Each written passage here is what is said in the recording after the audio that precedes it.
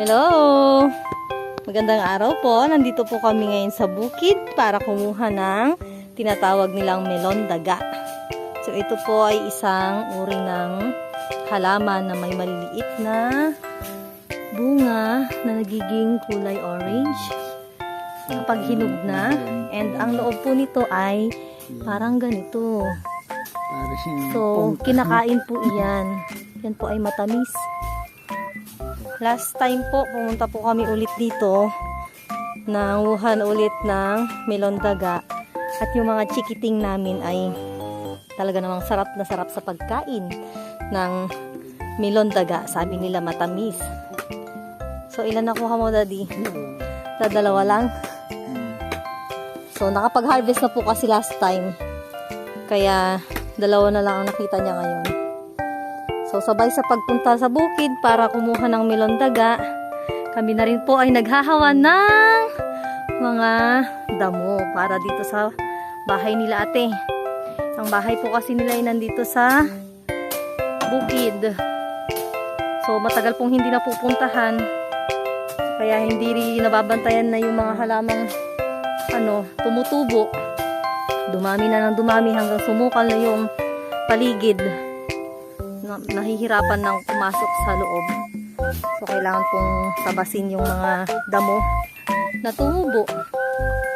So, sa paligid po nitong bukid nila, meron pong mga nakatanim na dragon fruit. Last time din po.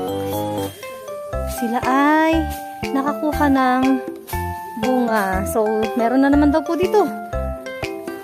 Melon daga. Kaya nakain ng ibon. Naunahan na kami ng ibon. Kinakain ng tao, kinakain ng ibon. So mas mabilis ang mga ibong kumuha. Dahil lagi silang nandito. Saan? Ay, ang dami. Marami sana, kaya lang nakain na ng ibon. Ang dami. Oo. So, 3 pa lang ang aming nakuha. Tama-tama, 3 lang yung chikiting namin sa bahay. So, tig-isa sila. 2 malaki, magkasing laki yung pinaka-orange. So, yung 2 magkasing laki lang din ang may-ari niyan. Yung maliit na melon daga ay mapupunta din sa pinaka-bulinggit. Si Sasay. Ayan, Daddy, madami o kaya lang wala pang hinog. Oo. So, marami ka pang pahihinugin. Gagamba na daw po kukunin niya. So, imbis na tayo kukuha ng melon daga, naging gagamba. So, tingnan nyo po yung paligid. Halos wala nang madaanan.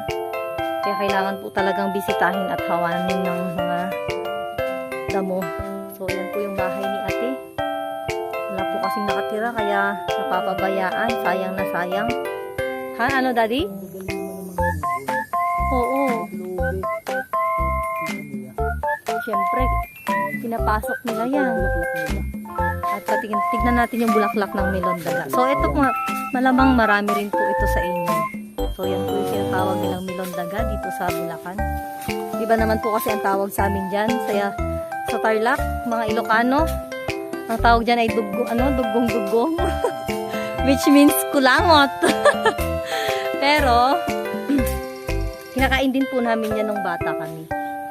Kaming magkakapatid. Pag napupunta sa bukid. At nakahanap ng hinog na melon daga. Wala. So, yan po yung mga dragon fruit. May mga bulaklak na sila. Nakakuha na po si ate niyan nung nakaraan. Meron yata siyang 5 na iuwi. At kami ay nakakain naman ng kanyang bunga. Masarap po siya kasi violet. And then matamis. So, ito po, paligid mag-aano na sila. Magtatanim na. Ayan na po, lumabas na ng bakuran si ate. Nasa labas na siya.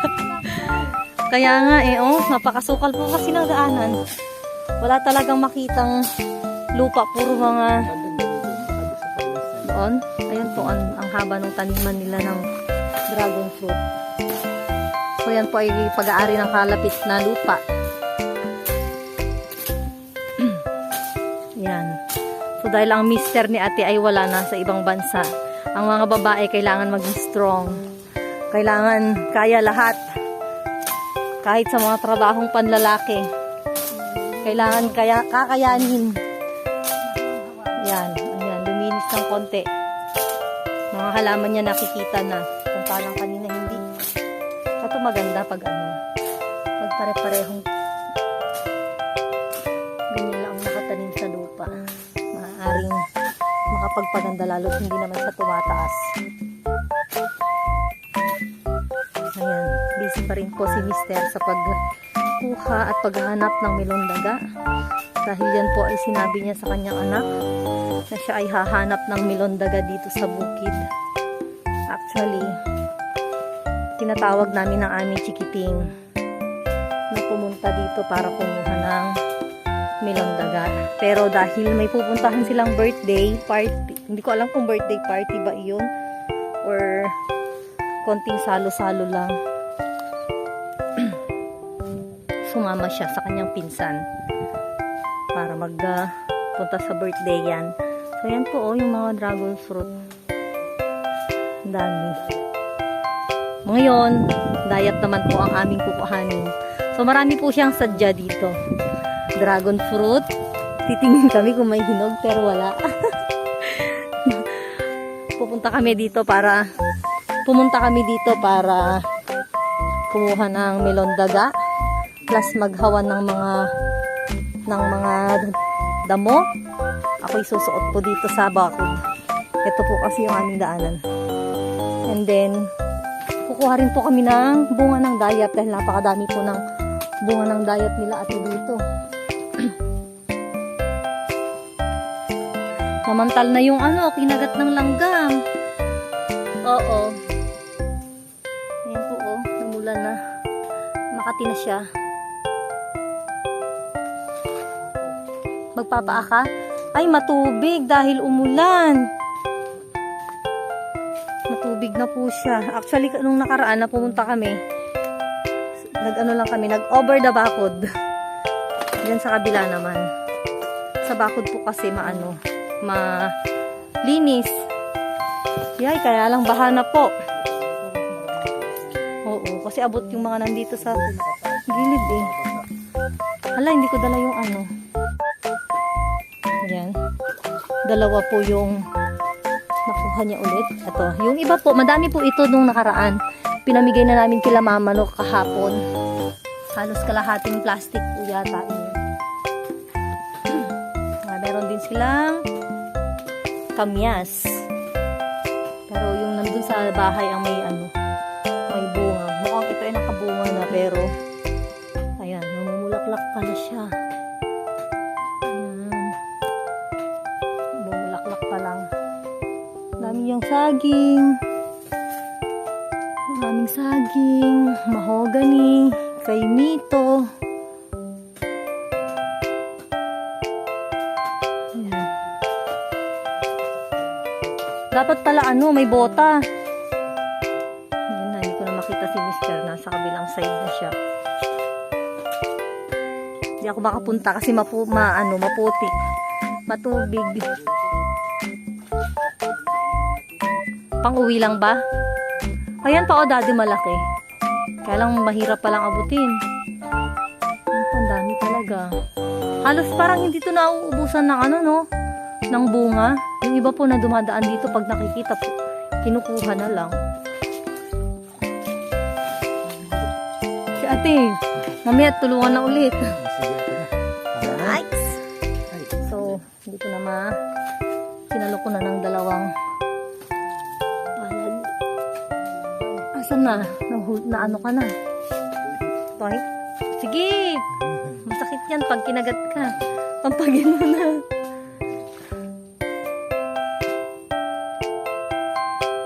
Ayun yung dalawang yun. Pwede na Ayun dalawa. Malapit lang. Ayun po ang lalaki kaya lang Matinik. Pag hindi mo abot, hirap ka talagang kunin. Oo. Pag yan walang langgam, hindi. Pinoprotektahan lang nila para sa ayun oh, ang laki yung nalaglag. Color yellow na. Oo. Yeah. Ayun. Nagtatanggal na ng ng malunggay si ate. Ito, malaki. Tara na ulit. Kukunin ko yung timba. Ha? Ito po yung aming nakuha. Madami na. Ito, mumba. Parang nung bagyo yan eh. Na malakas. Yung bagyong malakas ang hangin. Yung may mga mangga po kasing tumumba. Parang hindi pa siya na namunga, daddy. Kukunin ko yung timba. Para, ayan na. Naputol na yung malunggay na ayun, malaking sanga. Baka kinatamaran na o kaya kumuha lang ng isa. Oo, hindi na nila napapansin. Tingnan nyo po kasi, nagiging bakante na lang yung bahay nila. Hindi na natirhan. Dahil si ate lang naman po yung nandito. Ang anak niya ay may mga asawa na. Yung isa may sarili namang bahay sa Ronquillo. Si Apple. Yung kanyang panganay naman ay nasa Pulilan tumitira. Ha? Sige. Kunin ko lang yung pinitas mo. Wala akong pang tabas, daddy. Wala akong pang tabas. Kahit yung mga kahoy na yan, hindi namin maiuwi dahil wala naman kaming sasakyan. Nakamotor lang kasi kami. Tama-tama sana yung malunggay sa sardinas ulit. Masarap. Tinol. Oo po pwede. Pangtanim ulit, ganun. Babalik po ako doon sa nakuha namin ni Mister para kuhanin, lagay sa timba. Meron kaming dito. Timbang malaki. Pinaglagyan ng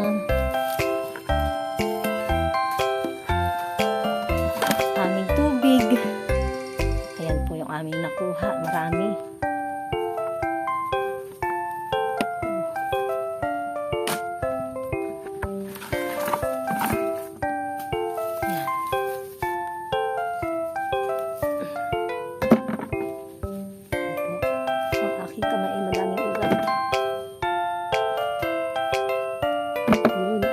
Dagang tatlong piraso para sa tatlong batang napakababait.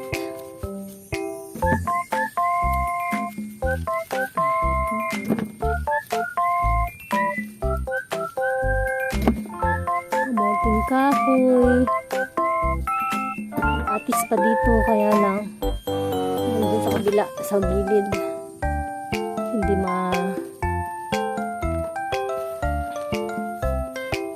hindi makakapunta. Bali ang oras po ngayon ay hapon.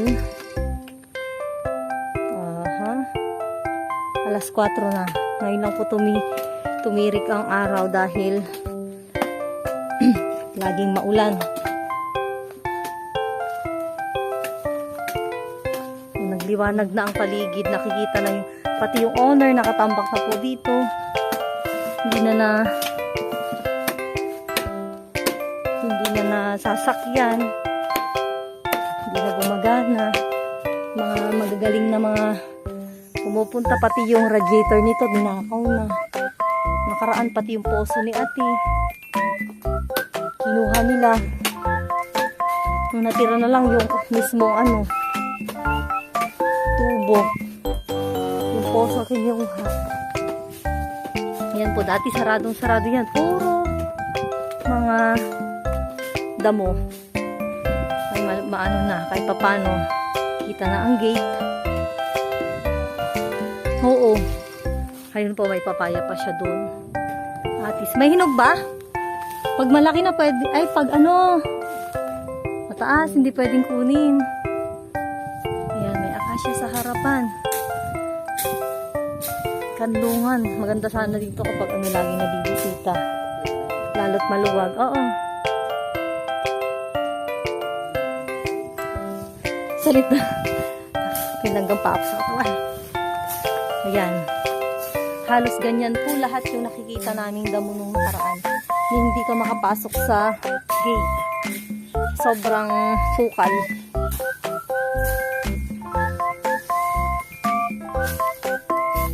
Ito.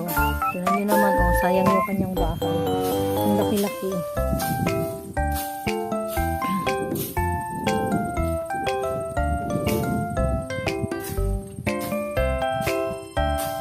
Mas malaki pa tong bahay na to kumpara sa bahay nila dun sa tinitirhan nila. No, Daddy? Mas maluwag to ng Bilis, titingnan natin si Sai. Sai, bilis. Kain ka ng daga. Sabo. At di mo na naisang kayo ng daga. Sabo. Matamis yan. Ayun na. May mga yan siya nga dyan. Ano niyo mga wowlegs.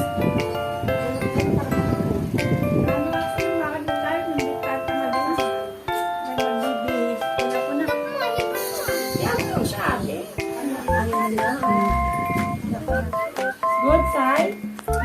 Sai is good. Sai is good ba? Is good. Good, daga. Good. Yummy?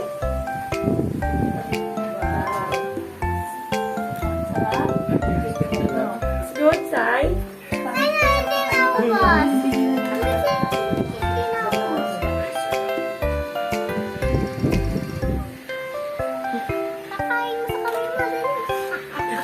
Anak ko.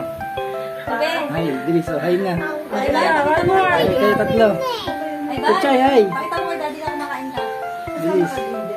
Chuchay, hay. Sasakyan natin, baka may Isa sa itinan mo. Yeah. yummy. One more, one more. Kakapal na lang yan. Mang, masarap, Mang. Mang. Good, Sai? Sai is good, that's good. Sai. Sai is good. Good ka, kita good. Sino ba magdadrive? Si Apple?